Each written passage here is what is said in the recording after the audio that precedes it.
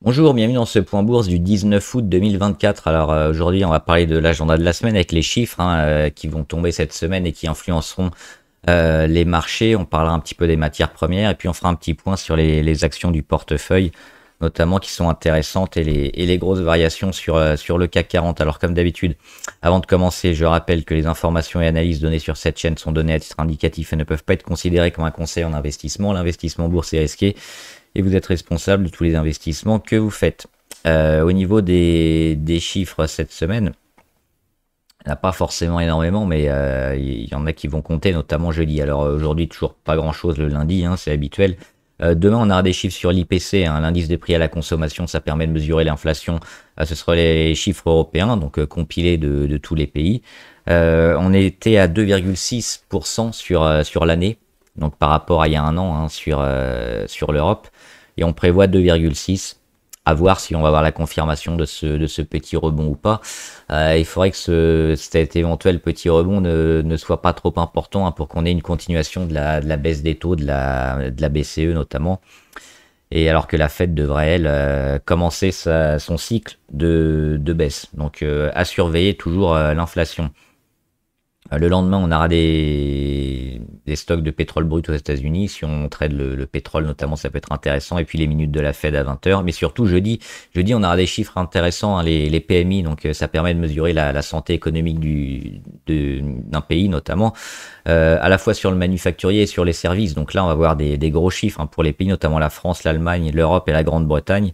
Et on aura les mêmes choses. Ça, c'est pour la matinée. On aura les mêmes choses aux États-Unis à 15h45 notamment, avec les PMI manufacturiers et services. Donc à voir si on va avoir un gros décalage entre ce qui est attendu et ce qui va être donné. D'un côté, le possible ralentissement, de l'autre, l'inflation à éviter. Et toujours inscription hebdomadaire au chômage à 14h30. Donc c'est tout ça qui va certainement conditionner un peu les marchés, peut-être les faire réagir, comme on a vu la semaine dernière, avec plutôt des chiffres qui étaient intéressants sur les ventes au détail. Donc, à voir, mais on est plutôt parti sur quelque chose de positif la semaine dernière. Donc, c'est ça qu'on va viser avec en ligne de mire, toujours Jackson Hole. Donc, c'est le symposium des banquiers, notamment des États-Unis, mais autres, les banquiers, banques fédérales et d'autres pays à Jackson Hole où on aura des nouvelles, notamment vendredi à partir de 16h, pour la suite de la politique monétaire de la Fed. Donc ce sera à suivre également, parce on espère toujours, comme d'habitude, la baisse et la confirmation de la baisse, 0,5, 0,25, on verra, a priori plutôt 0,25, parce que si on baisse de 0,5 sur la Fed, c'est peut-être envoyer aussi un message de panique au marché, c'est-à-dire on a trop attendu, alors maintenant on va baisser beaucoup, parce que le ralentissement économique est là, et on va avoir du mal, donc ce serait peut-être contre-productif de baisser de 0,50. On verra ce qui sera donné, les éléments de langage aussi qui seront affichés par Jérôme Powell notamment. Voilà, donc ça c'est pour l'agenda de la semaine. On va commencer avec les matières premières et le cuivre, toujours positif sur le cuivre. On est proche maintenant du troisième point d'impact sur le cuivre depuis la consolidation du mois de mai. Sur le cuivre, toujours largement favorable. On est revenu ici sur des niveaux intéressants, notamment les 3,9. On a rebondi, on est en train de rejouer la moyenne à 200. On attend cette cassure et puis la cassure des 4,26 ici sur les futurs. Mais pour l'instant, ce qu'on peut dire sur le cuivre, c'est que la consolidation n'est pas terminée, mais elle donne quand même des signes que la hausse va se continuer. On a la cassure de l'oblique RSI qui précède généralement les prix, ça c'est déjà depuis quelques jours. On a une inversion de tendance en territoire négatif au niveau du RSI, au niveau de la MACD, pardon. Le RSI, on est à 51, donc revenu en zone positive. Il y a beaucoup de signaux qui s'accumulent pour le cuivre qui sont super favorables. Donc moi personnellement je suis déjà dessus via des ETF. Donc ça peut être intéressant de se placer. Et puis pour les plus prudents, attendre la confirmation d'une hausse du cuivre, éventuellement encore de 2%. Ça validera le scénario haussier. L'or, on est toujours sur des plus hauts. On a fait un plus haut en cours de journée. Mais on est en train de consolider et puis de maintenir cette zone des 2483, échec, plusieurs fois sur les 2 derniers mois. On est en train de la tenir, on mèche dessus. Donc là, ce qu'on espère, c'est accumuler et puis toujours haussier sur l'or, hein, rien à dire. A priori, la fin 2024 sera toujours positive sur le métal précieux. Après, on verra, mais là aussi, on peut jouer des ETF, l'or, des produits dérivés directement sur le prix de l'or, ou alors des minières. Et on pourrait voir aussi des minières qui sont à la fois or et cuivre. On en reparlera, hein, mais il y en a beaucoup qui sont intéressantes et puis qui donneront leurs résultats petit à petit et qui vont bénéficier, hein, de la hausse des prix parce que la vente de leurs produits va augmenter. Donc elles auront pour la plupart des marges qui vont augmenter. Donc tous les chiffres, hein, que ce soit le bénéfice par action, les marges, etc., devraient exploser. Donc les minières également, si elles n'ont pas eu de gros soucis, devraient pouvoir avoir un cours qui va s'ajuster si c'est pas déjà le cas. Certaines ont un peu augmenté rapidement, comme je pense à Harmony Gold, où c'est peut-être pas l'idéal, parce que ça fait un moment déjà qu'elle monte, mais il y en a d'autres, hein, qui sont probablement intéressantes. Et juste, ouais, le cacao, je voulais voir le cacao, parce que ça y est, on a touché aujourd'hui le 3e point d'impact, et a priori, ça a fait échec.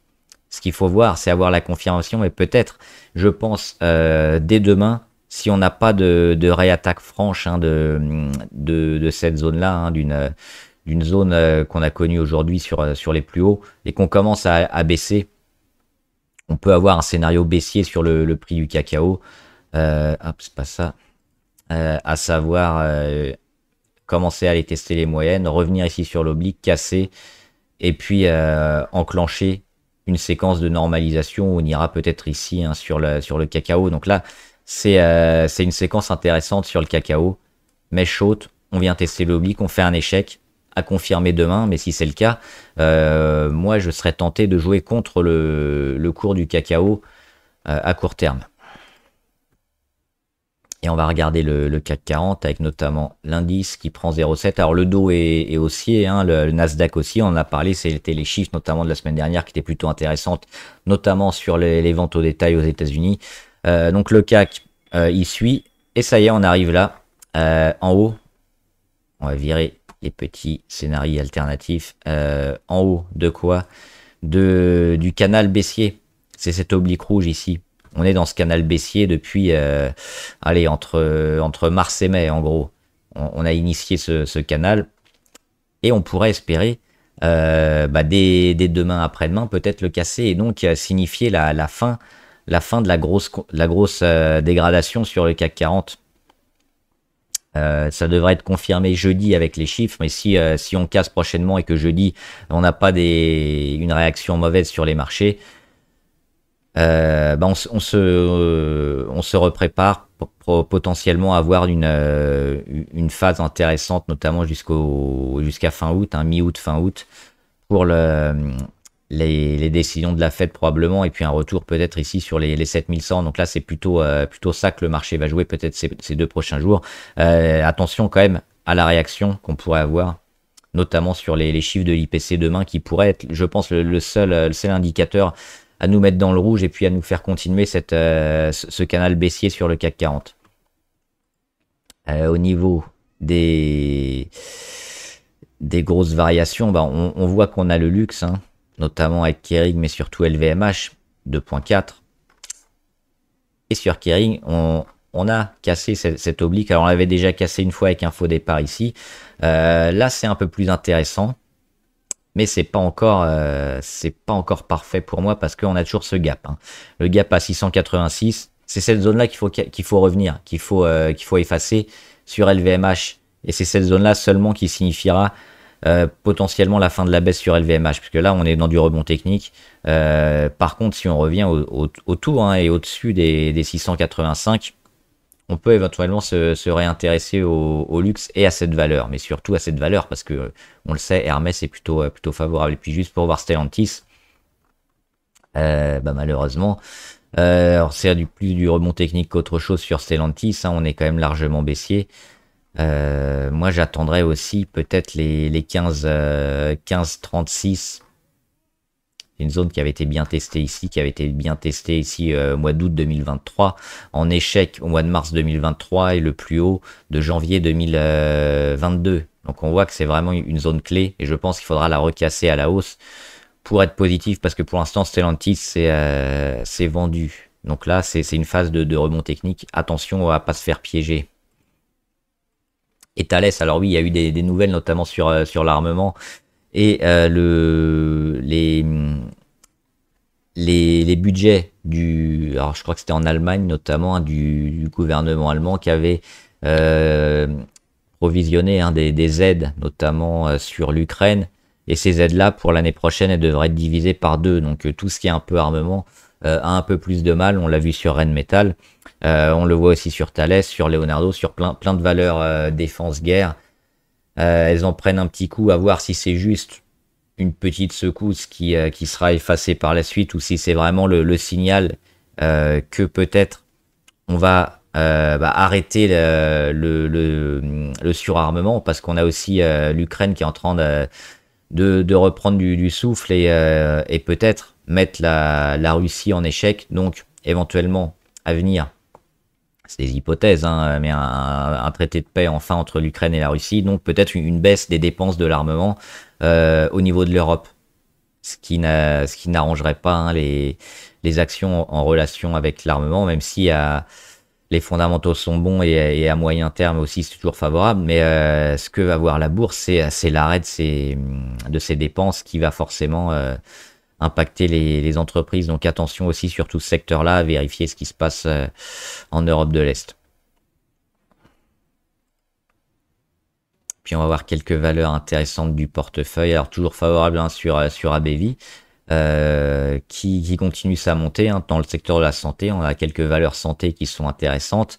ABV c'est plutôt une grosse pharma, donc tant qu'on revient pas, hein, sur les 190 et au-dessus, on reste pour l'instant à ce stade haussier. Alors, on a du mal à avoir une tendance très forte. On le voit avec ce début de temporisation assez haut, hein, au niveau de la MACD. Donc c'est pour ça qu'on peut peut-être craindre un début de conso, mais à ce stade c'est toujours haussier, donc pas de souci sur ABV. Sur toute la tech, alors il y a pas mal de tech qui, je pense, elle est intéressante, hein, même si on n'a pas explosé, mais on a fait un beau retour sur des niveaux clés ces derniers jours. Sur AMD, on revient sur les 153 qui me semble intéressant, puisque c'était une zone ici où on avait cassé fortement, qui coïncide aussi avec la moyenne à 200. Donc à voir si AMD va réagir, mais elle aussi, comme les techs, elle devrait suivre le mouvement. Sur un secteur peut-être un peu différent de Nvidia, le vrai signal, on l'aura là, hein, sur les 164. Donc éventuellement, on a toute cette partie-là qui peut être un piège et nous remettre AMD en consolidation. Parce qu'on a cette phase de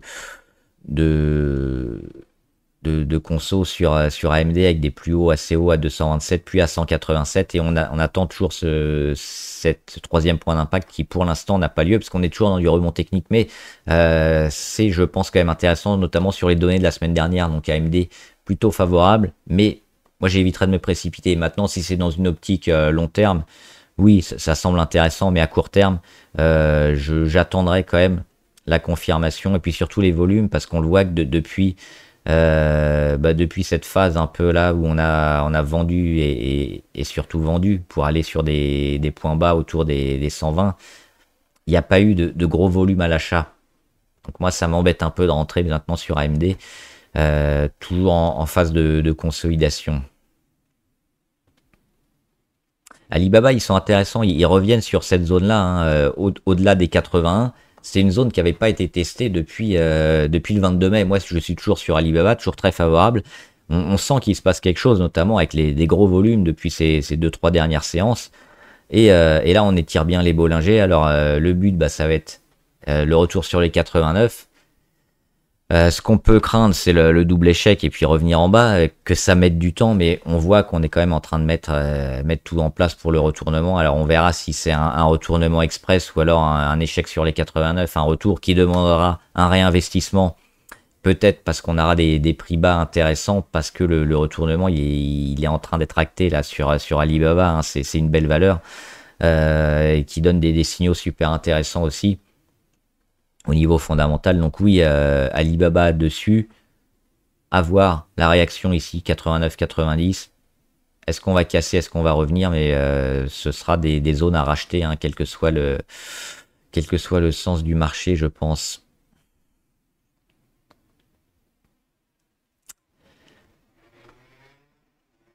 On voit Alphabet, Amazon, ARM, hein, c'est toujours un peu la même séquence. On est dans cette phase où on va chercher un peu l'oblique. Là, ça se tasse un petit peu. Il faut attendre peut-être le dernier déclic. Mais sur beaucoup, on l'a quasiment passé. Ici sur ARM, on a déjà cassé l'oblique RSI. On a eu l'inversion de tendance. Alors il nous manque cette cassure des 135-140 hein, pour être bien. Mais on peut le voir aussi sur Amazon où on vient frôler cette zone-là qui va peut-être faire obstacle dans un premier temps court terme, mais qui sera cassé hein, sur Amazon. Sur Alphabet, c'est la même chose. Donc on a ces rebonds qui viennent ici. On a déjà l'inversion de tendance. A priori, c'est une question de temps hein, sur les techs pour lancer la machine. Il faudra peut-être des gros chiffres d'NVIDIA ou autre chose, ou ou ASML, ou une annonce hein, au niveau macro d'un dirigeant peut-être de la Fed ou autre. Mais je pense que les techs vont repartir fortement. Donc pas mal d'investissements à faire si on veut rentrer hein, sur les techs maintenant et qu'on n'a pas encore beaucoup de tech dans son portefeuille. Il y a toutes ces valeurs-là hein, qui sont favorables évidemment. Bavarian qui perd un peu, mais finalement quelque chose d'intéressant parce qu'elle met un nouveau plus haut. Alors derrière, elle perd 4%, mais finalement c'est quelque chose d'intéressant parce qu'on met des plus hauts toujours de plus en plus haut et des plus bas de plus en plus haut aussi, hein, parce que le plus bas de la veille il était ici sur les 258.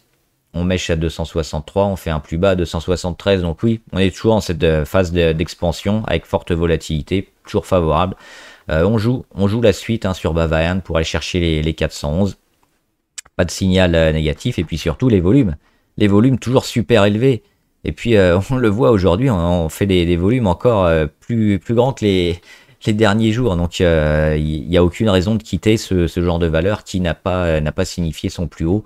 Donc on s'attend à aller encore chercher beaucoup plus haut sur Bavarian. Sur CrowdStrike, plus 1%. Là aussi, on a une belle hausse hein, sur CrowdStrike depuis qu'on l'avait annoncé ici. Notamment, on en est à plus 25%. Il faudra se méfier de cette zone hein, entre les 300 et les 270 qui pourront peut-être amorcer des prises de bénéfices court terme.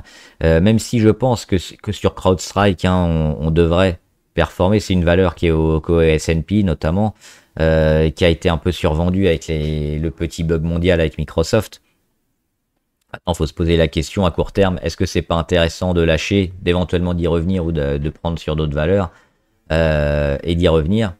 Ça, c'est à voir un peu avec vous, avec votre portefeuille et vos différents placements qui vous intéressent et vos horizons de placement également. Mais on risque d'avoir peut-être une petite prise de bénéfice à venir hein, ces prochains jours, mais pour l'instant qui ne remettront pas en cause hein, la hausse à venir, je pense, de CrowdStrike. Donc toujours positif, mais attention à court terme. Et puis si on a un retour, hein, ça sera une opportunité d'achat pour ceux qui ne sont pas rentrés. Peut-être. Danone. Congestion Danone. Hein. Le gap, derrière les plus hauts de plus en plus bas, les plus bas de plus en plus haut. On a une belle phase de congestion ici entre le petit triangle blanc. Plutôt toujours favorable, on attend le gros redémarrage. Mais surtout, ce qu'on voit, c'est le double échec ici sur les 61. Et puis derrière, on garde le gap, on rend quasiment rien. Ça, c'est plutôt fort. Donc Danone aussi, c'est une valeur à avoir, à acheter, je pense. Emeis, alors c'est l'ancien Orpea. Plutôt des zones intéressantes hein, en dessous de 13.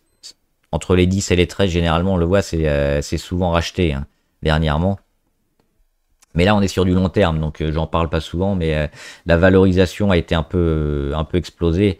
On n'est même pas sûr que les actifs cotent cette valorisation-là, donc ça mérite de s'acheter juste pour ça, hein, pour jouer un retour du marché dessus.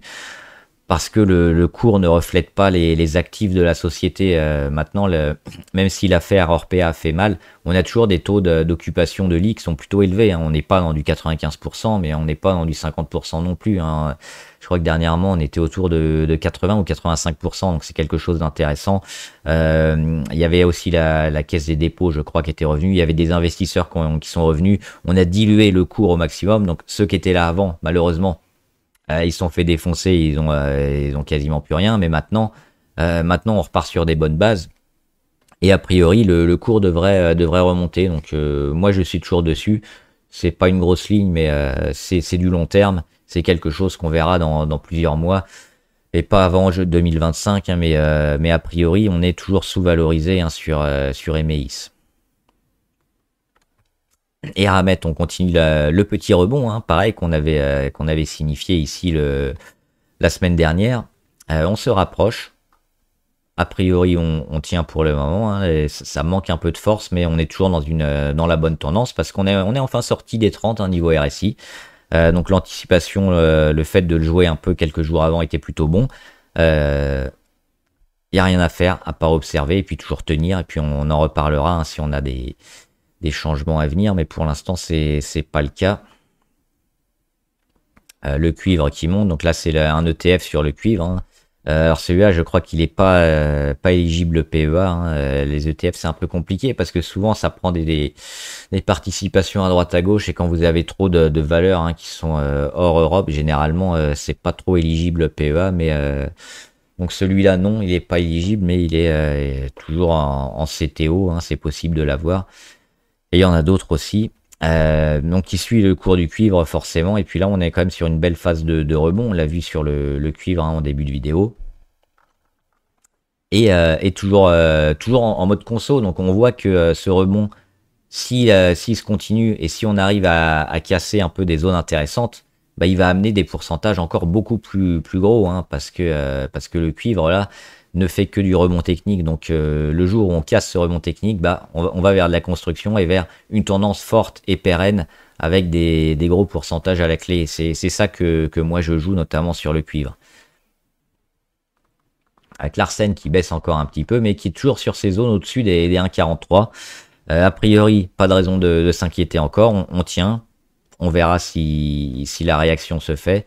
Si c'est pas le cas, on partira, mais pour l'instant, hein, les 1,43 ont permis à chaque fois de réenclencher un rebond. Donc c'est ce qu'on va jouer sur Clarsen. Mediane Technologie, on a eu une belle poussée. Alors malheureusement, on n'a pas tenu, on a fait un échec sur les 6,77 qu'on a légèrement dépassé, hein, aujourd'hui, puisqu'on est allé à 6,90.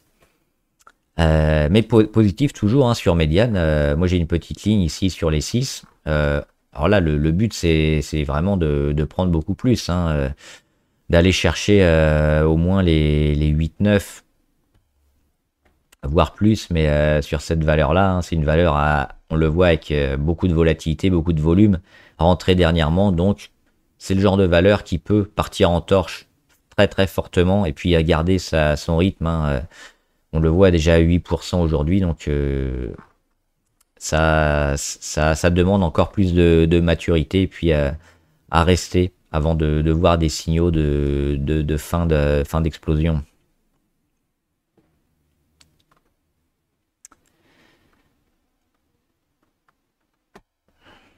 Donc Rheinmetall, ce qu'on disait tout à l'heure avec le gouvernement allemand et les baisses de dépenses, on en avait parlé de cette résistance ici qui pouvait induire, hein, des prises de bénéfices.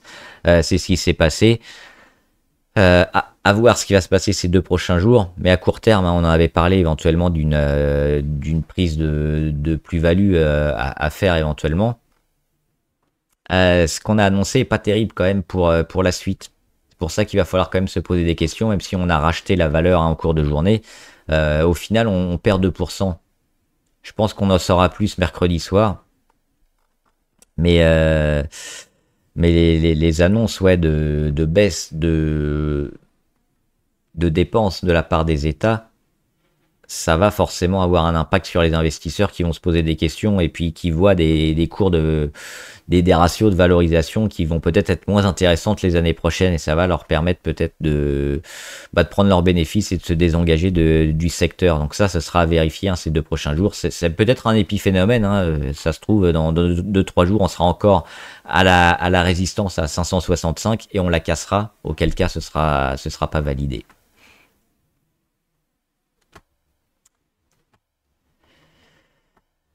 Et enfin, ZIM, on avait parlé, hein, ZIM Integrated Shipping Service. Pareil, c'est une petite ligne à jouer pour l'explosion, pour cette volatilité et puis la forte progression et les résultats qui sont arrivés aujourd'hui, qui ont été bons, qui ont été achetés. Elle fait un gap. On le voit, des volumes énormes. Moi, j'avais pris une petite ligne ici, hein, notamment, je crois que c'était le 13 août. Autour des 18,95, on est à 23. Alors le pourcentage forcément il est plutôt intéressant, hein. On est autour des 23%, mais c'était une petite ligne, hein, parce qu'on pouvait pas mettre une grosse ligne sur ce genre de valeur. Le but, je pense, c'est de se rapprocher toujours des 24 et de voir la config un peu des graphes. Quand on est sur les 24, est-ce que on fait un échec, auquel cas il faudra vendre? Alors on aura fait une belle plus-value, mais on pourra pas faire un carton. Ou alors, on arrive à se rapprocher des 24, 25, et finalement, on initie une continuation des achats. C'est ça qu'il faudra voir.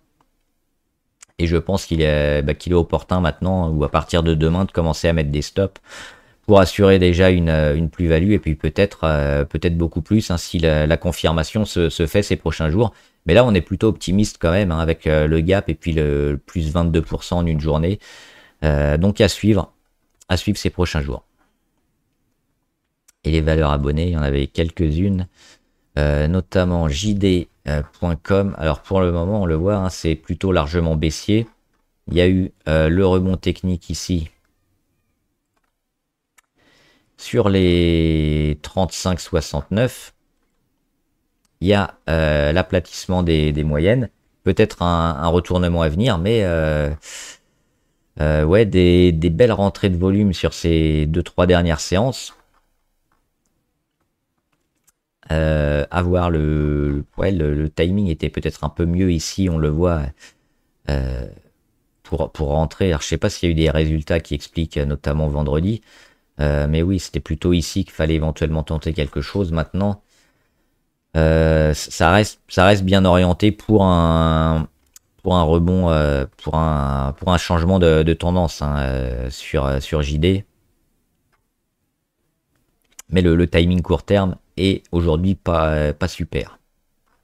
Donc à part jouer le moyen terme et rentrer maintenant, ce qui peut s'entendre, j'attendrai peut-être un petit retour vers le bas, parce que là on est déjà à 69, hein, on a lancé une séquence intéressante. Donc si on veut rentrer maintenant, même en court terme, il faudrait plutôt voir les plus bas de la veille pour se prémunir d'une conso à venir. Et puis M6 TF1. Alors M6 moins bien, on en a parlé entre le duel TF1 M6, on est plutôt sur TF1, les fondamentaux notamment sur les marges et les marges à venir sont favorables à TF1.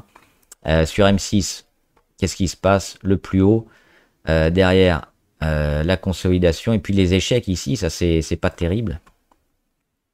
Là, échec moyenne à 200, on revient, c'est ce qui va se passer ces prochains jours ici qui va nous intéresser. Si on fait un échec à la fois sur l'oblique, à la fois sur la résistance à 12,35 et à la fois sur la moyenne à 200, M6, on est quasiment sûr de l'avoir ici dans quelques semaines, sur les 11.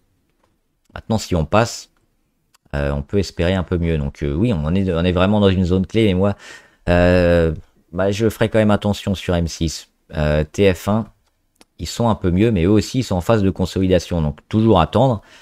Et si on a une petite progression de TF1, peut-être, hop, c'est pas ça, peut-être ici, hein. Cassure d'oblique, cassure de résistance à 8.11. Là, on a un signal d'achat intéressant. Donc c'est cette valeur-là, peut-être que je mettrai, hein, une alerte ici sur les 8.11. Si on vient à casser, bah, c'est largement favorable. On le voit, hein, TF1, ils sont au-dessus de leur moyenne à 200. Première grosse conso, rebond sur moyenne à 200. On revient la chercher, on rebondit. On va mettre le deuxième point d'impact qui permet de faire l'oblique court terme. On revient encore une quatrième fois sur la moyenne à 200, mèche basse. Puis une cinquième fois, s'est racheté, elle s'est accumulée sur la moyenne à 200. Donc là, on a quand même une config beaucoup plus forte et beaucoup plus intéressante sur TF1, je pense. Il nous manque juste le petit déclic pour nous confirmer que la consolidation est terminée. Voilà, j'espère que la vidéo vous a aidé. N'hésitez pas à me dire ce que vous en pensez, les valeurs qui vous intéressent, les valeurs que vous avez en portefeuille. Et on en discutera ici en graphe ou en commentaire. Bon trade, à plus.